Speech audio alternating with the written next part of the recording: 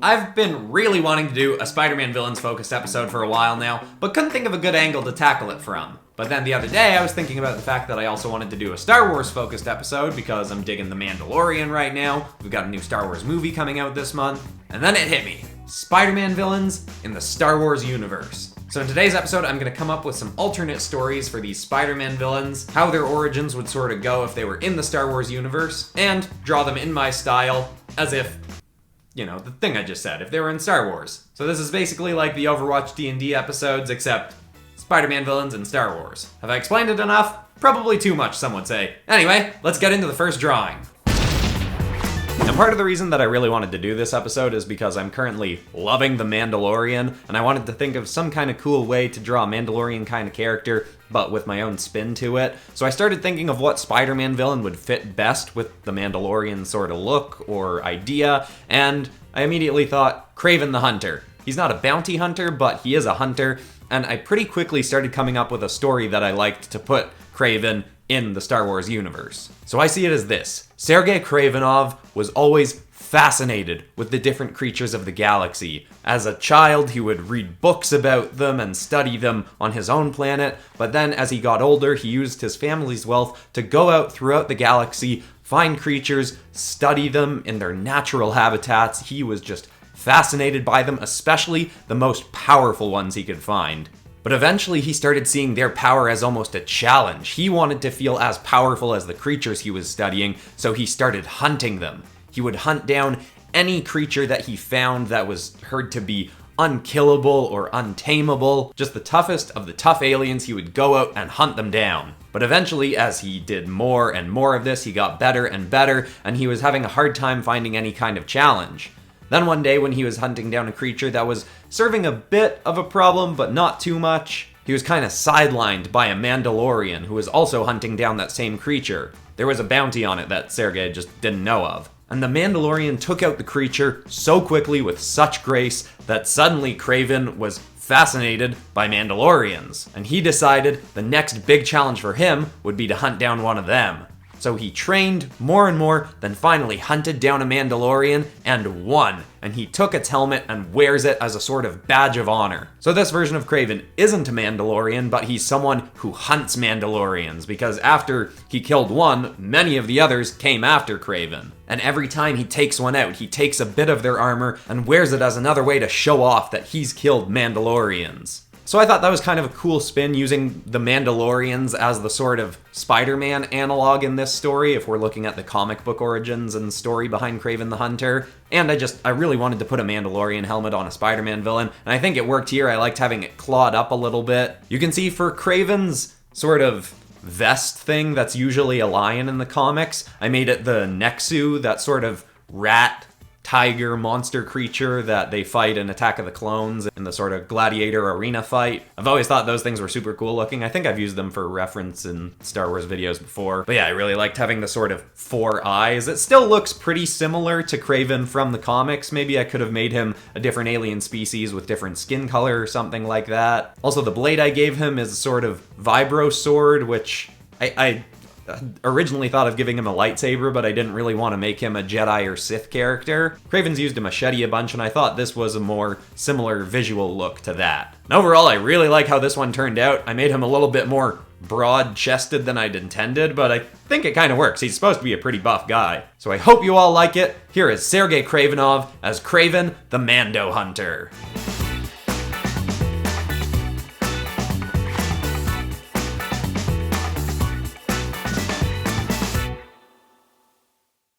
Now Mysterio, I knew I had to do. I mean, Spider-Man Far From Home was the last big Spider-Man thing to come out at the time that I'm making this video, and they just crushed it with the design of the character in that, so I love that design so much and felt like I had to do something with Mysterio in this episode. And I had a lot of fun transitioning Mysterio's story into the Star Wars universe. I mean, I changed it up a bunch, but I try to keep a lot of his core principles the same. So the way I see it is Quentin Beck is a junk dealer on a planet that doesn't get very many people going in and out. It's kind of reserved, not touristy, doesn't do a lot of trade outside of the planet. And because of that, a lot of the cities are pretty controlled by gangs and kind of poor and run down. And besides spending his time as a junk dealer and kind of tinkering with some of the stuff that he finds and trying to make little devices, he spends a lot of his time gambling. And he's not good at it. He loses money a lot and owes a lot of money to one of the big gangs on the planet. He's getting more and more in debt with them and is becoming kind of scared that they're just gonna off him. But then one day, as he's out junking, looking for stuff that he can sell, he goes deeper and deeper into the desert than he ever would, and he finds a ship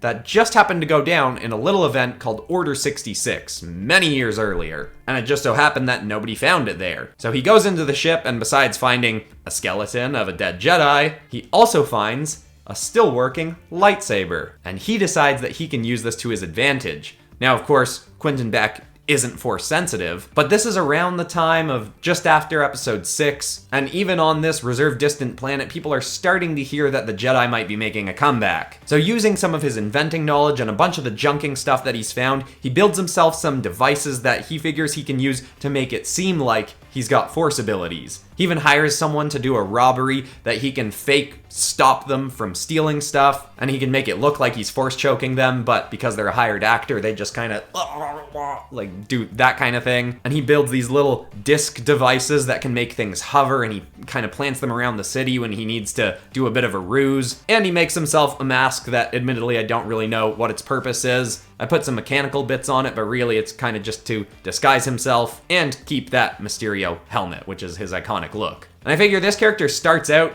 kind of as a hero, I mean, sort of fake hero, but then eventually one of the gangs nearby starts seeing that people are seeing him as this powerful, tough dude not to be messed with, and they hire him to be like their big muscle. They figure if they've got a Jedi on their side, then nobody's gonna be able to stop them. So that last bit was admittedly kind of just to shoehorn him into being a bit more of a villain because he's supposed to be a villain. Probably could have finessed that a little bit better, but overall I still like how the story went. And I really enjoyed how this design came together. And I really like the idea of these disc devices on the ground that are lifting up some rocks, so he's doing this sort of raising his hand movement, and that's probably what activates those devices. So it looks to other people like he's, you know, levitating stuff, but it's just machines. This might be my favorite one of the day. I'm not totally sure. I had a lot of fun with it. I love the colors on it, and I always love rendering out that globe head Mysterio's got. It's a lot of fun, so I hope you all like it as well. Here is Mysterio as a sham Jedi.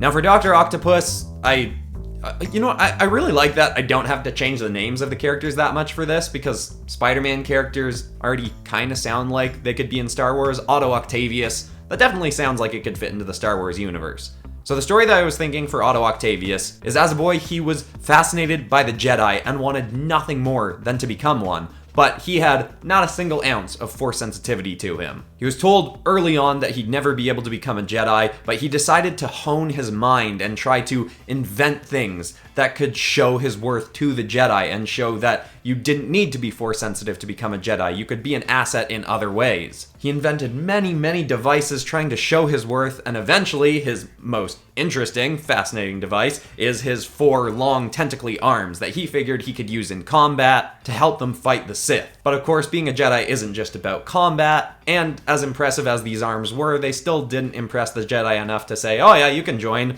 He still had to be force sensitive, but he was determined to try and prove himself even more, so he went to hunt down some Sith Lords. Not only did he end up taking out 1 with his incredible devices, he ended up taking out 2, and he brought the lightsabers to the Jedi Council, and he showed them that he could be a huge asset to them. He could take down Sith Lords even without force sensitivity. He thought he'd finally done it and he'd made it in, but then they told him that even if he had force sensitivity, they sensed great darkness in him, and they feared what he could become if they tried to help train him to become more powerful. Enraged by this, he vowed vengeance on both the Jedi and the Sith. So while I have him here with 2 red lightsabers, he's not actually an actual Sith Lord or a Jedi. He's kind of out on his own, and he spends his time going and hunting down Jedi and Sith alike. I didn't really think too much past there. There's not really a Spider-Man analog in this story, but I feel like there are some fun places this character could go next. And I mean, Doc Ock has done so much awesome stuff in the comics. I mean, one of my favorite comics of all time is the one where Doc Ock takes over the mind of Spider-Man in Superior Spider-Man, and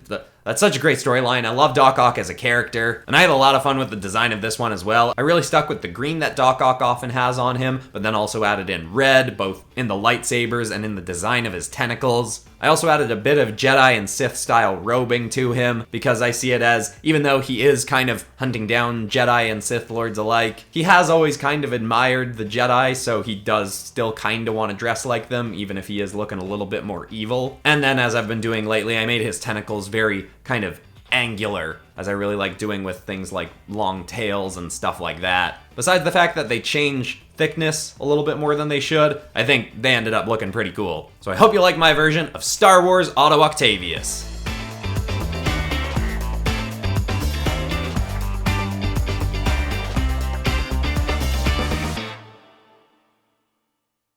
Now Venom, I admittedly only saved for last because I know I'm gonna cop a bit of flack for the fact that I make him look more like Carnage, because I end up making him red. I probably could have changed it after the fact, but, you know, I wanted to have a bit of a Venom Darth Maul sort of mix. It's not actually Darth Maul, I'll get to that in a sec, but...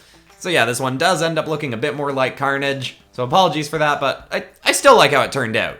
Anyway, the story of this one worked even easier than some of the others because Venom is already an alien, so I can just fit his species into the Star Wars universe. The Clintar is what Venom's species is called. So I see the story for Venom like this.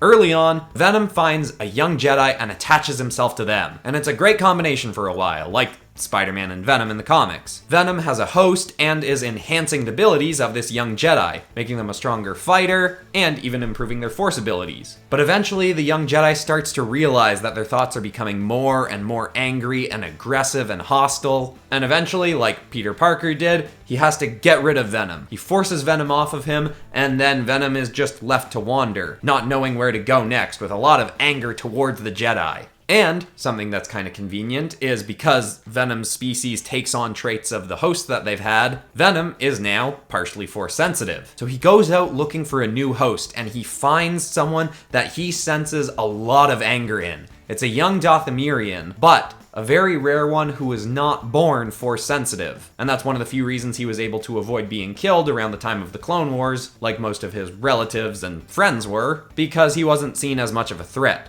But then he ended up getting sold into slavery, and he's almost like a sideshow because there are very few Dathomirians left. So he's got a lot of hatred and anger, and Venom sees that he can take this and use it to his advantage. So Venom attaches himself to this young Dathomirian and gives him the force sensitivity. And Venom kind of twists the young character's anger into being focused towards the Jedi. So this one probably has more ties to the original Spider-Man kind of story. That Jedi character is basically the Peter Parker character. And this young Dathomirian, I couldn't think of a good alien-ish name for Eddie Brock, so if anyone's got one, go for it. And as I was working on this character, I was referring to him as Venom the Half-Sith Lord. And yeah, so this one, I like the story better than the drawing. I still like the drawing, but again, looks very Carnage-like.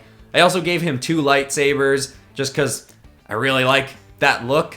But I put a bit of a little bump thingy on the end, so it's like you can attach the 2 lightsabers together and use them as a double lightsaber as well. I had a picture up of Savage Opress, but that was kind of just because I wanted to reference his costume a little bit, not because I was going to make the character yellow. I knew that I kind of wanted to make the character red. Again, that was probably a mistake, should have gone with blue or purple, and probably could have gone with making the character bulkier to separate him more from Carnage. But overall, I still like how the drawing turned out. Hope it doesn't bug people too much that this looks more like Carnage. So here is our version of Venom, the Half-Sith Lord.